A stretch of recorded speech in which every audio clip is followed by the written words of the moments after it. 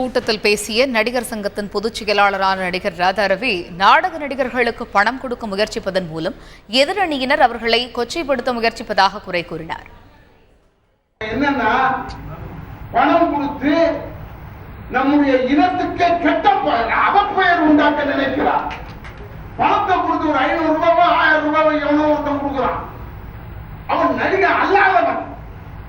உங்களுக்கெல்லாம் வந்து கொடுக்கணும்னா அந்த கொடுக்க கூடியவன் 6வது படியில நின்று கொடுத்தவன் அவன் உயரமே வருவான். அவன் போய் ஒரு நடிகன் அல்ல, நாடகத்தை பார்த்தவன் அல்ல. நம்ம நாடக இனத்தை கேவலப்படுத்துறான. இப்ப கூட மதுரையில ஒரு 20 பேர், 140 பேர்ல 20 பேர் நம்ம கிட்ட இல்ல, அந்த பக்கமா நிக்கிறாங்கன்னு சொன்னாங்க.